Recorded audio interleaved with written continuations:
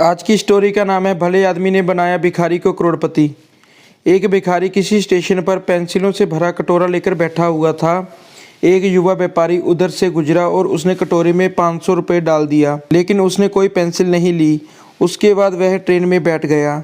डिब्बे पर दरवाज़ा बंद होने ही वाला था कि अधिकारी एकाएक ट्रेन से उतरकर भिखारी के पास लौटा और कुछ पेंसिल उठाकर बोला, मैं कुछ पेंसिल लूँगा, इन पेंसिलों की कीमत है। आखिरकार तुम एक व्यापारी हो और मैं भी। उसके बाद वह युवा तेजी से ट्रेन में चढ़ गया। कुछ वर्ष बाद वह व्यापारी एक पार्टी में गया। वह भिखारी भी वहाँ मौजूद था। भिखारी ने उस व्यापारी को देखते पहचान लिया और उसके साथ जाकर बोला, आप शायद मुझे नहीं पहचान रहे, लेकिन मैं आपको पहचानता हूँ। उसके बाद उसने उसके साथ घटी घटना का जिक्र किया। व्यापारी ने कहा, तुम्हारे याद दिलाने पर मुझे याद आ गया, तुम भीख मांग रहे थे, लेकिन तुम यहाँ सूट और टाई में क्या कर रहे हो?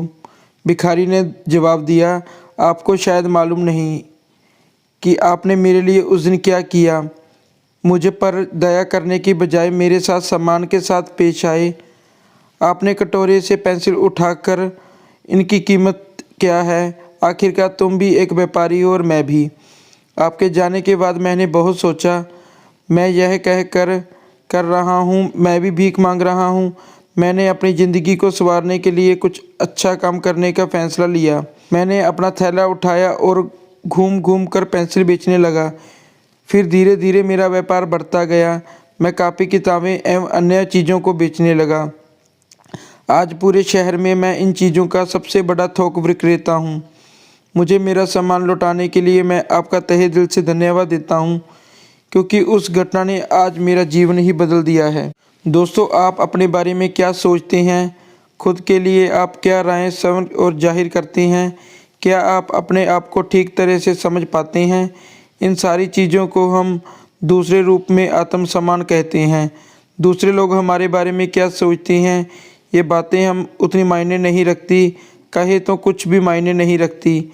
लेकिन आप अपने बारे में क्या राय जाहिर करती हैं, क्या सोचते हैं, ये बातें बहुत ही ज़्यादा मायने रखती हैं। लेकिन एक बात तय है, हम अपने बारे में जो भी सोचते हैं उसका एहसास जाने अनजाने में दूसरों को भी करा देती हैं। इससे कोई भी शक नहीं। इसी कारण की वजह से दूसरे लोग हमारे साथ उसी ढंग से पेश आते हैं। याद रखें कि आत्मसम्मान की वजह से ही हमारे अंदर प्रेरणा पैदा होती है या आत्म प्रेरित होते हैं। इसलिए अवश्य है कि हम अपने बारे में एक श्रेष्ठ राय बनाएं और आत्मसम्मान से पूर्ण जीवन जिएं।